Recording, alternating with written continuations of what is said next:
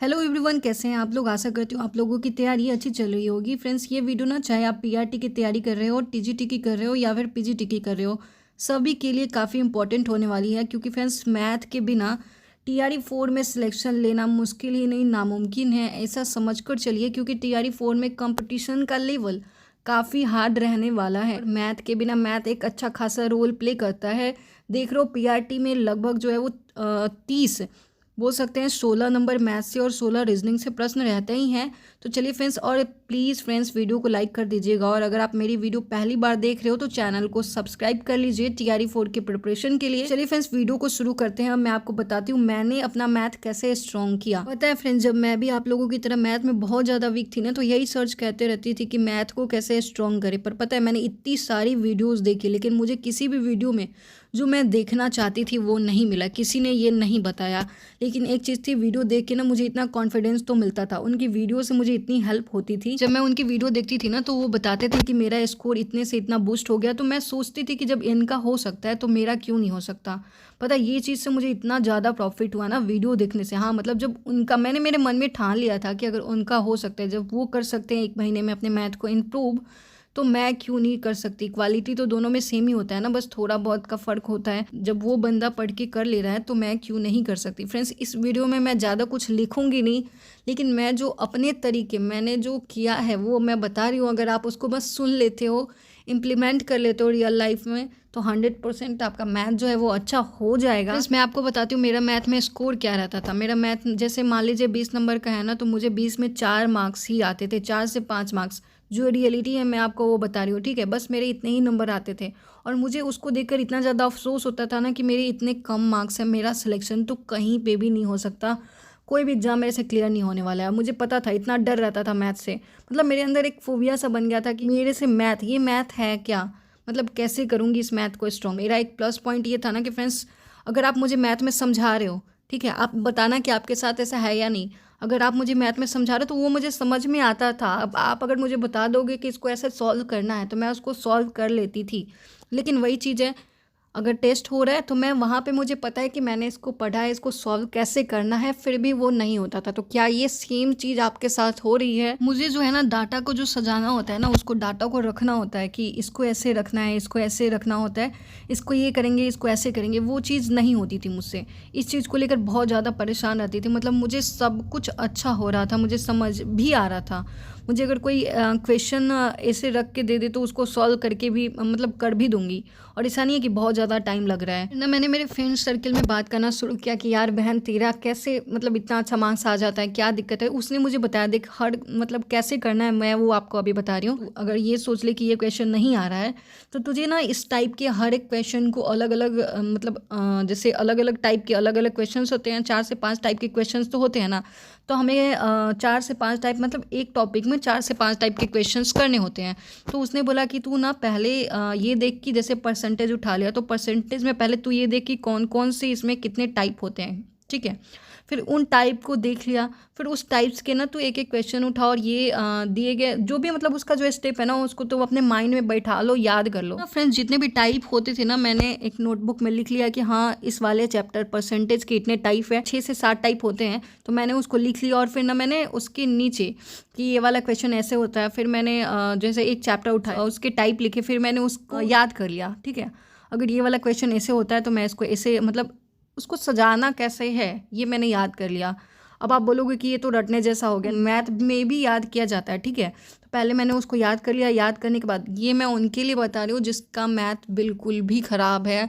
ऐसा नहीं है कि आपका मैथ अच्छा है आप यहाँ पे आके ज्ञान देने लगो। मैंने जो किया मैं वो बता रही हूँ। अगर आप इसको बस सुन भी लेते हो ना कि किस तरह से आप कर सकते हो, मुझे लगता है कि अगर मैं कर सकती हूँ तो आप क्यों नहीं कर सकते, आप भी कर लोगे।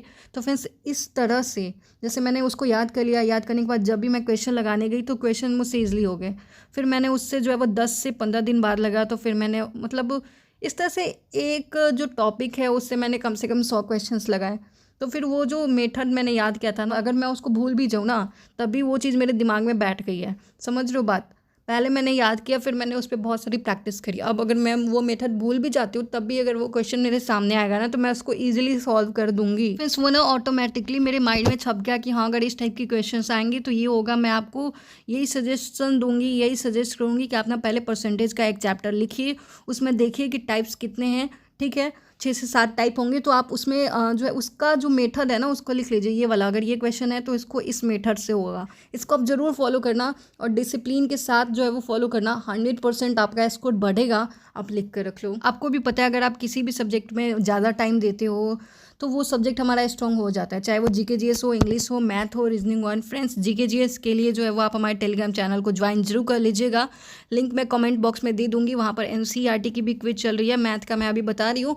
एनसीईआरटी के क्विज से भी आप जुड़ सकते हो। फीस मैंने बहुत कम रखी है, 89। व्हाट्सएप अभी स्क्रीन पे व्हाट्सएप नंबर मैं लगा दूंगी, वहाँ पे भी संपर्क करके आप जुड़ सकते हो। और एक चीज़ फ्रेंड्स, सबसे पहले अगर आपका बेसिक बहुत कमजोर है, जैसे किसी किसी को ना ये प्लस माइनस में भी दिक्कत आ जाती है, गुना भी वो लोग गलत कर लेते हैं, तो इनका भी मैं बता देती हूँ। मैथ में ना जितने ज़रूरी हमारे चैप्टर्स होते हैं ना उतना ज़रूरी हमारा कैलकुलेशन होता है, ठीक है। आप बोलोगे कि हम कैलकुलेशन को कैसे, मतलब कैलकुलेशन की स्पीड को कैसे बढ़ाएं, तो मैं आपको ना एक बुक बताती हूँ, जैसे उपहार गणित की भाषा। आप ऐसे फ्लिपकार्ट गूगल पे सर्च करके देखिएगा, बहुत ही पतली सी किताब है। इसमें ना सारा फॉर्मूला वगैरह दिया हुआ है बहुत अच्छे तरीके से, ठीक है। जैसे जो है वो विभाजन हो गया, दशमलव हो गया, करनी हो गया, फिर जो है वो लौसम मौसम हो गया, भिन्न हो गया, प्रतिशत, लाभ हानि, साधारण और चक्रव्यूह बोल रही हूँ, सॉरी, चक्रवृद्धि ब्याज, ये सब कुछ जो है वो बहुत अच्छी तरीके से इसमें दिया हुआ है, ठीक है। और बहुत पतली सी किताब है, आप उसको जो है वो ले लीजिएगा। मैथ के लिए आपका रामबाण साबित होगा। अगर आपको कुछ नहीं आता ना तब भी आप TRE 4, अगर आप PRT हैं तो PRT में अगर 15 नंबर 16 नंबर के क्वेश्चंस पूछे जा रहे हैं, ठीक है, 16 मार्क्स के क्वेश्चंस पूछे जा रहे हैं, तो आप आसानी से इसमें 10 से 12 तो स्कोर कर ही लोगे। अगर मैं जितना बता रही हूँ उतना अगर कर लेते हो, ज़्यादा दिन की भी बात नहीं है। मैंने थंबनेल पे लिखा है 3 महीना या फिर 2 महीने में भी आप अपनी मैथ को अच्छा कर सकते हो। ज़रूरी नहीं है कि शुरुआत से आपका मैथ अच्छा नहीं है तो अब मैथ अच्छा नहीं होगा, ठीक है। मैं एक और चीज़ आपको बता देती हूँ, जैसे मान लो कि आपको अगर बेसिक कुछ भी समझ ही नहीं आ रहा है, ठीक है, तो आपको क्या करना है ना कि उन चैप्टर को आपको यूट्यूब पे सर्च कर लीजिएगा कि इस चैप्टर को आपको कैसे करना है। एक बेसिक क्लास आपको मिल जाएगी, ठीक है। मैं अगर बताऊँ तो मैं मैथ किन से पढ़ती हूँ, मैं हमेशा से मैंने बोला है कि मैं आदित्य रंजन सर से मैथ पढ़ती हूँ। तो आप अपने फेवरेट, आपको जिनसे समझ में आएगा आप उनकी क्लास को देख सकते हो। तो आपने सब कुछ लिख रखा है, ठीक है, कि क्या मेथड है, कैसे है, तो आप उसको बार बार रिविजन करोगे। और मैं बोलूँगी ना मैथ का, जैसे हम लोग जीके जी इसमें रिविजन करते तो क्या करते, बोल के रिविजन करते हैं, लेकिन मैथ का आप जब रिविजन करना, फॉर्मूला का तो रिविजन करते हैं ना, फॉर्मूले को ना आप लिख कर रिविजन करना, ठीक है। जितनी बार, मतलब मैं ऐसे ही करती हूँ, मैं खुद का बता रही हूँ, दूसरे का तरीका दूसरा हो सकता है, तो इस चीज़ को लेके आप जज मत करना। तो इस तरह से आप कर सकते हो। और अब बारी आती है अगर प्रैक्टिस की, तो मैंने अपनी प्रैक्टिस कैसे करी, तो सबसे पहले मैंने जो नोट्स बनाए थे मैंने उसी की प्रैक्टिस करी है। और हाँ, मैंने मैथ के भी नोट्स बनाए हैं, नोट्स बनाए थे, तो मैथ के भी नोट्स बनते हैं कोई। और ये मत सोचना कि मैम या फिर दीदी आप अपने नोट्स दे दो, नहीं, मैथ के आपके खुद के नोट्स होने चाहिए ना। आपको पता है कि आपको क्या समझ नहीं आ रहा, समझ रहे हो, ये आपको खुद के बनाने हैं। तो फ्रेंड्स अब मेरा मैथ ऐसा है ना कि अब मैं ये नहीं बोल सकती कि मैथ की वजह से मेरा सिलेक्शन रुक सकता है। लेकिन अगर पहले की बात करूँ, जब मैथ मेरा बहुत ज़्यादा वीक हुआ करता था, मतलब एकदम डल हुआ करती थी, मुझे कुछ भी नहीं आता था, मैंने ठान लिया कि हाँ मुझे मैथ को अच्छा करना है। तो फ्रेंड्स अगर आप भी इन टिप्स को फॉलो करके देखते हैं तो आपका मैथ इम्प्रूव ज़रूर होगा।